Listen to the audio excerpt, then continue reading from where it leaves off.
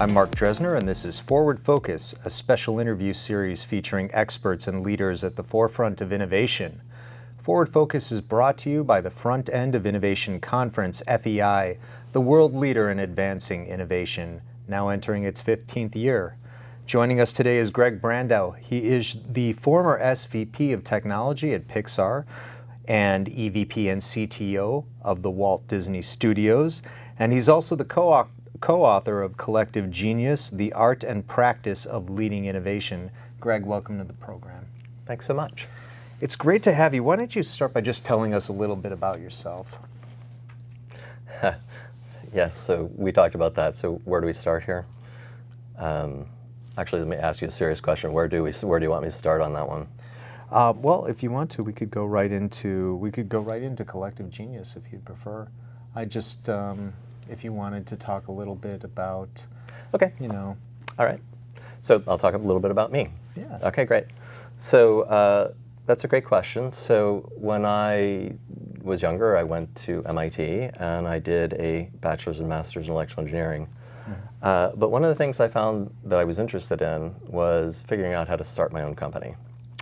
And so one of the things I realized that I was able to do was be able to talk to really technical people and talk to people who were more on the business side or artistic side, whatever. And so I've tried to walk that little path. And later I went to business school because I had a bunch of questions that I had, and I went to Fuqua. And there it was like the program was designed for me personally, Greg Brandeau. Like every question that I had, I went in and there was some class where we were talking about that. And then after business school, I moved out to Silicon Valley because I figured that's where all the action was, and this is 1992. And long story short is I was headhunted by Next Computer, which Steve Jobs was running, his company after Apple. And I was fortunate enough to get hired there and work with just an amazing set of people. And I learned a ton about how you run an organization just watching all the really smart people around me. Steve had the knack of hiring incredibly talented people and then letting them have at it, okay? He had his opinions, and everybody has their ideas about what Steve Jobs is like. But his organization, the people he hired, were just fabulous. And then about 3 years into that, Steve came to me one day and says, hey, I got this other little company up in Point Richmond called Pixar. Do you think you could go and talk to them? Because they're doing a lot of technology stuff, and you know about that.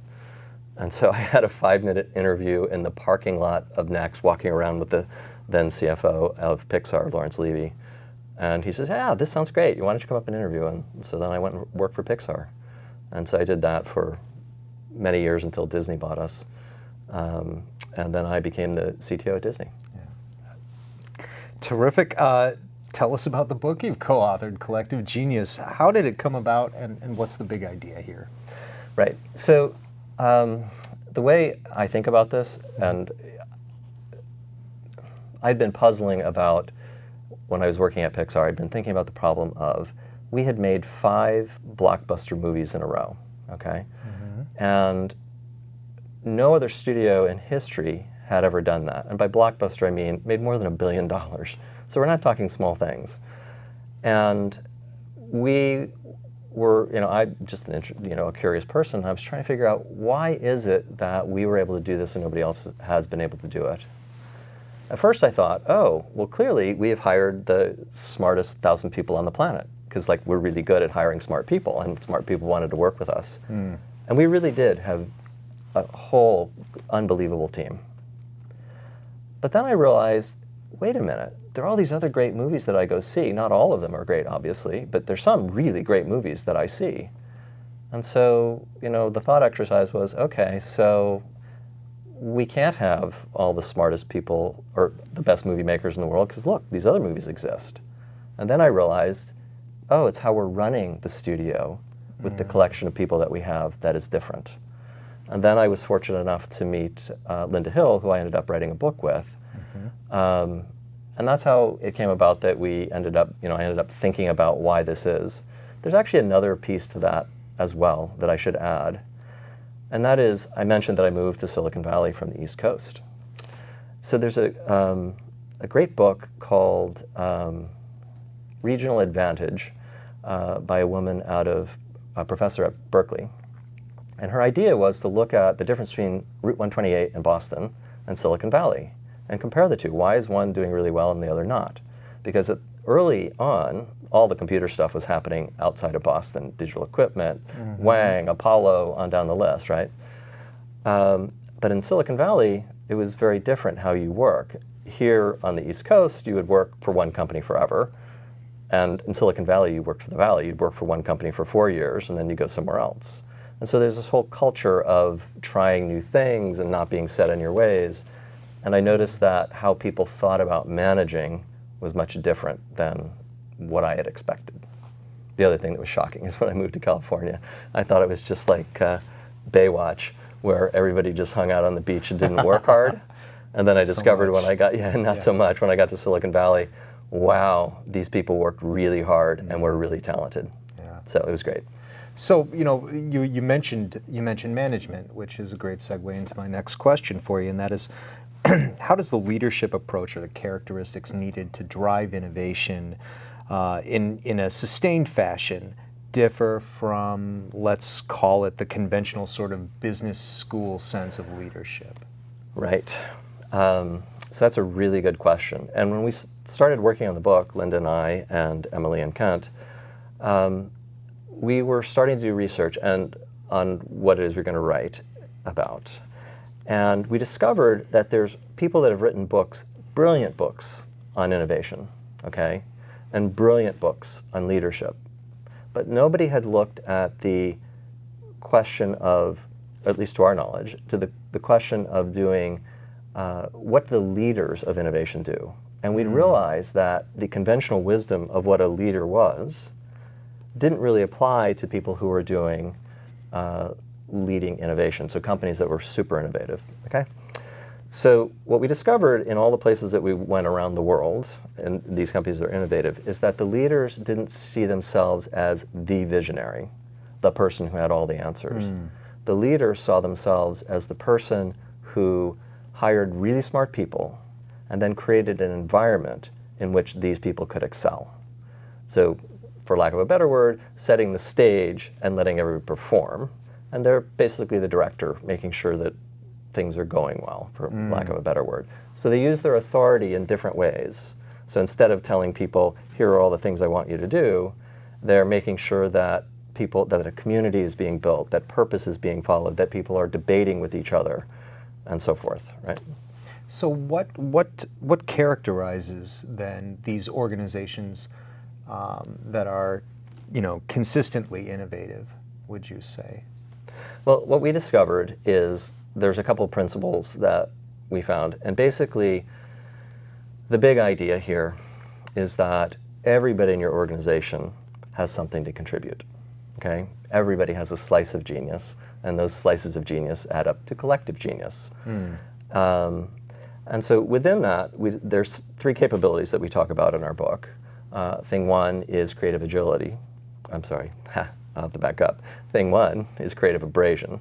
This is the idea of having vigorous debates about an idea where it's not abrasion in the sense of being abrasive, it's in the sense of using really fine sandpaper to make your ideas better. Because when you have a discussion with somebody, I'm sure at the end of this conversation, we'll both have come away having learned something from each other, okay? So that's the idea of that. And then creative agility is the idea to have a set of ideas and then go test them and refine them as quickly as possible. Basically, in some sense, it's like rapid prototyping, but it could be rapid prototyping of anything. It could be a business process, it could be a new widget, whatever, customer service, whatever it might be. And then the last piece is creative resolution in our capabilities. And creative resolution is just, how do we make decisions? Is it the person who has the biggest title that makes the decision? Or is it the person who has the most information about that particular topic, no matter what position they're in, okay? It's not a question of who's right, it's a question of what's right for the organization.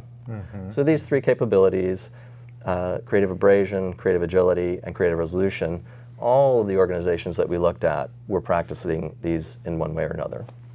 So that's one piece. But when you're talking about abrasion and agility, when I mentioned you're going to try things and prototype things, some of those things aren't going to work out. You're going to make a mistake, right? And in abrasion, you and I are going to have a vigorous discussion, and maybe your idea is going to win, and my idea won't. Well, then I'm going to feel, not so good. And then if two teams have, idea A and idea B, and I'm on team A and idea B is chosen, does that mean I've failed? My team has failed, right? So, what I'm getting at here is that there are normal human intentions in all of these capabilities that are going to cause the organization to fly apart. And what keeps it together? That's a sense of community. And so what we saw in these organizations is that these communities had a purpose. Why are we here? What is it that we can do together that we can't do individually, right? Another example would be values. What do we think is important? Trust, responsibility, and so forth. And then the last piece is rules of engagement. How do we organize our debates? How do we think about how we're going to treat each other, and so forth? So those are the sort of general frameworks of, you have these capabilities, but those capabilities, they're going to cause things to fly apart because I want to be right. Just, I like to be right, okay? But there are going to be times when I recognize that actually your idea is way better than mine. And it's like, okay, cool, we got to take your idea. And so you can imagine that in a normal organization or in any organization, that these tensions are going to cause issues. And you have to get people to get to the point where your success is my success, and my success is your success.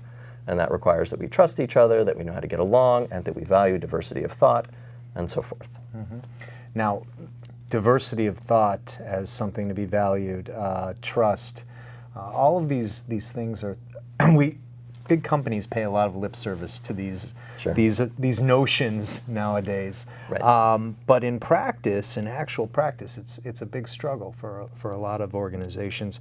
What do you think are the greatest mistakes or misconceptions here? What do most organizations get wrong around this, or where do they tend to get stuck, do you think?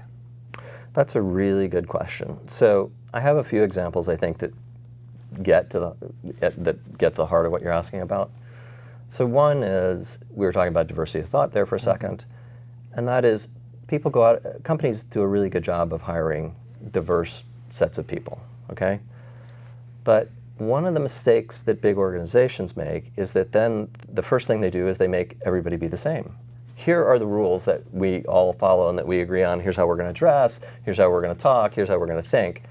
And they're doing this because they want everybody in the organization to respect each other and to get along with each other. But the downside of that is that people confuse respect with not challenging your ideas, right? So as an example, you don't want to be, I'm so respectful of you because maybe you're my boss or you're a senior person and you're an authority figure, so I shouldn't challenge you because I respect you and I don't want to make you lose face. Or you might be my colleague and we're in a meeting and you say something that maybe I don't agree with, but because I respect you, I don't want to get you into trouble by saying something that's different than what you say. But in organizations that are able to be innovative, anybody is pretty much allowed to question anything. And it turns out that once you're starting to do that, people get used to the idea of throwing out ideas and saying what they think and just being who they are. And it turns out that once you start doing that, people have a different kind of respect, which is sort of an earned respect instead of a assumed respect. And the reason I say it that way is that I want to celebrate the fact that you're different than me and that you have different ideas. And then that will make my ideas better. So I don't want a room full of me, because if we have a room full of me, we only need one of me, right? I want a room full of people who don't have the same view as me. And so where I'm going with this is that companies often hire a great set of diverse people, and then because of the way they need to run their organizations, or they feel they need to, they put in all these policies and rules and so forth that make people not be themselves. So if you were, well, first of all, I'm gathering that going back to the idea of leadership here, that a leader can obviously foster this kind of a culture from the top down. Is that safe to say? Absolutely. So you've hit the nail on the head.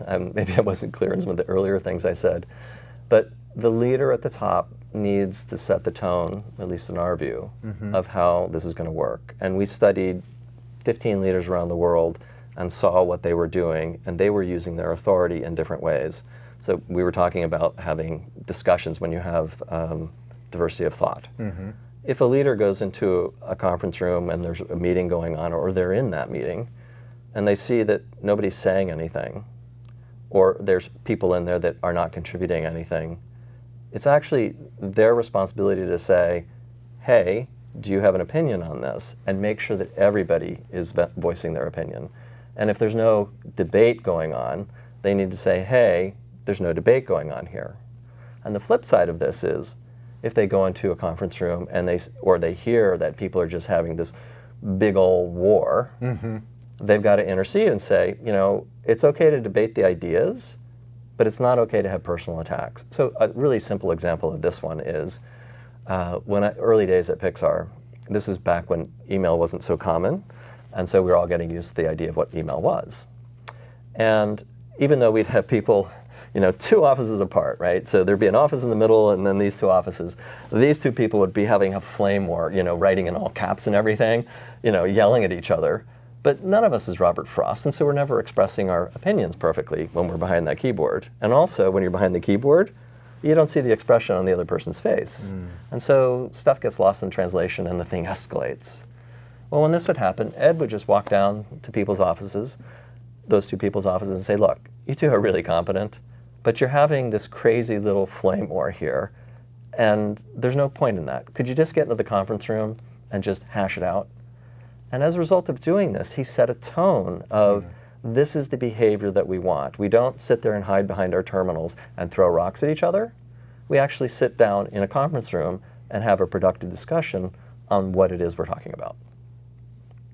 So does it have to be senior management? Does it have to be the CEO? Does it have to be a very senior level person or team of people? Or can people at other levels in the organization in leadership roles foster this sort of? That's a really great question. So I have worked in places where the leadership of the organization kind of didn't believe in these things. And I was very frustrated. And I went to see my old friend Lawrence Levy, who was the CFO at Pixar, who hired me after 5 minutes. And I was explaining to him, you know, I'm stuck because the organization, in my view, is not treating the whole organization properly. And I don't know what to do about this, because I'm trying to change these leaders, but they don't want to change. And he said to me, who made you God? I said, what? He says, well, why are you trying to change these people? It's not your job to change them. They are who they are. Like, okay, well, that doesn't help me, because like now I'm just stuck with them. And he said to me, so if it's raining outside and you go outside and you're getting rained on, are you mad because it's raining? I said, well, no, it's just raining. He said, if you were in a building and it was on fire, would you be mad that the building was on fire, or would you be trying to help the people in the building that need to escape? I said, well, clearly I'm going to help the people escape. He says, okay, so think about it this way. In your role as the leader of this little section of the company, why don't you set it up so that you're insulating people from the chaos that's going on around them and create your own little bubble of, you know, for lack of a better word, a nice environment to work in. And so when I had that aha moment, I realized, oh, that's a really deep, deep insight. And so I went back and I started doing that, and it changed how I thought about the people around me, at my level, above me, below me, and what I would do to help them. And then I realized, oh, my job is to help all the people that work in my organization or anywhere that I can be the best that they can be. So I'm trying to amplify what they do. And I'm also trying to insulate them from the crazy chaos that goes on in a company. I mean, you know, stuff just happens. It's nobody's fault. It just is. And that was Lawrence's point, right? You know, if it's raining, it's raining. You know, why get mad at it? If the building's on fire, the building's on fire. Help people. And so I was helping people. So it is possible then, very possible to operate, to have a pocket, let's say, where a pocket culture like this Sure. within a larger organization that would. I think so, because I've experienced that, and some of the people we wrote about in our book were also doing this, because they were, when we were writing the book, we called it, we euphemistically said that these people were in hostile environments.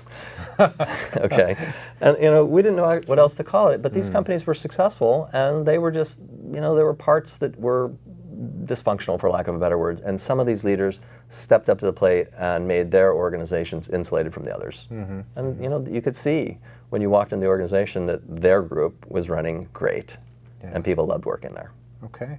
What three techniques, tips, tools, ideas do you have for someone watching this interview that they can do right away to get started if they were in, let's say, a hostile environment, or perhaps maybe not something so extreme, but if they wanted to start moving in this direction and adopting sort of this leadership approach to create an environment that will lead to sustained innovation, what should they do to get started? Okay, so that's another interesting question, and I don't think that there's one answer that fits all that, because every organization is different. But there is one truth that I've discovered, and that is, Bob Sutton at Stanford wrote this book called The Knowing-Doing Gap. And it only occurred to me after having seen that book, when I was in an organization that was not functioning properly, and I couldn't figure out why, because everybody said exactly the things I was saying. We value the people that work here. We respect the people that work here. We listen to the people that work here. Everybody's responsible for what's going on. And I realized that, oh my gosh, I get why Bob wrote that book. He wrote it because people say all of these things are important, but they don't do it. And so a simple example is, this is a trivial example, but I think it gets to the heart of one of the easy things. When somebody comes into your office and says, I heard what you're saying and I hear what we're trying to do as a company, but I don't agree, and here are the reasons that I don't agree. Do you chop their head off and say, no, this is what we're doing, and get the heck out of here?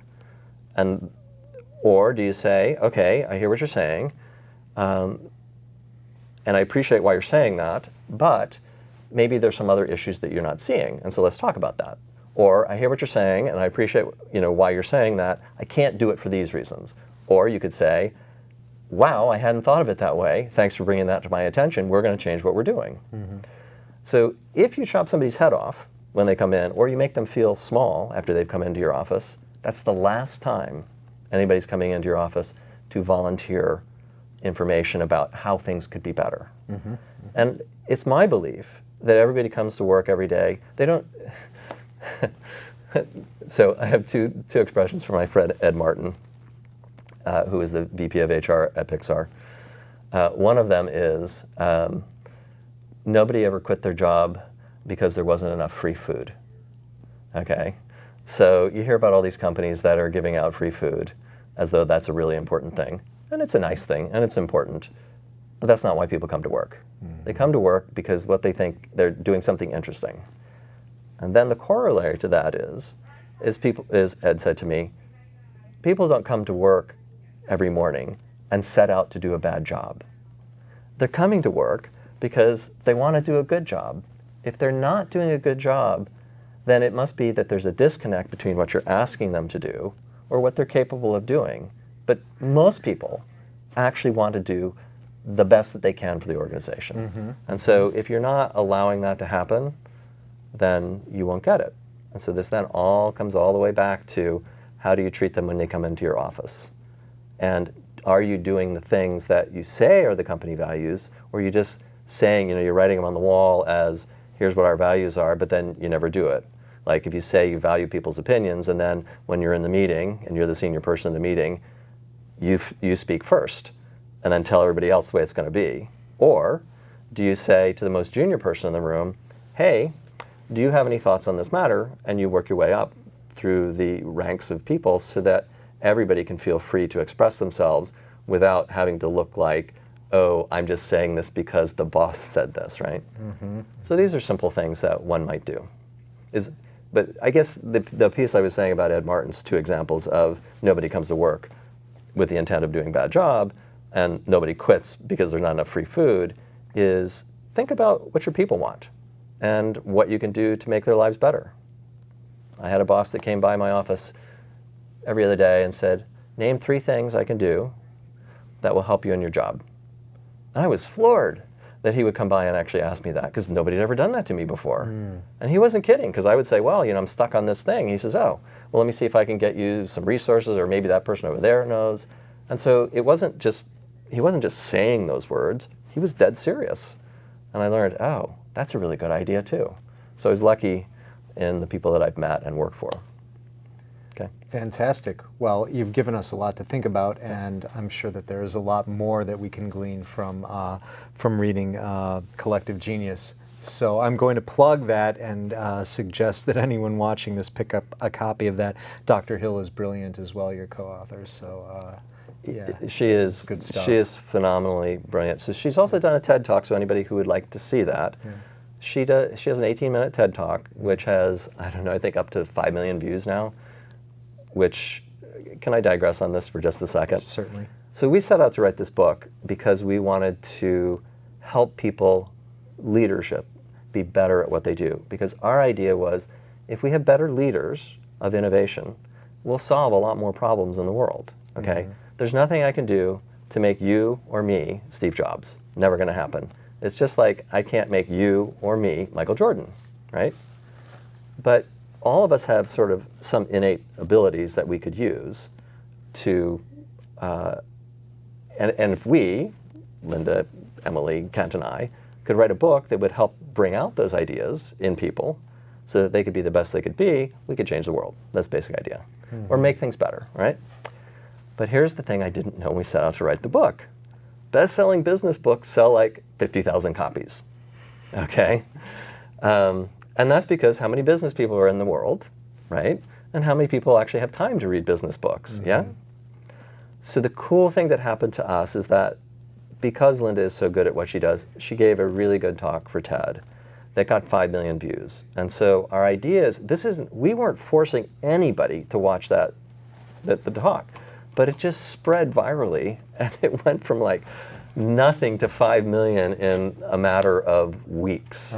So do that. That was really fun to actually see that. So that's my plug for Linda and her speaking ability and just her deep knowledge of this space. Yeah, well, it's a terrific collective.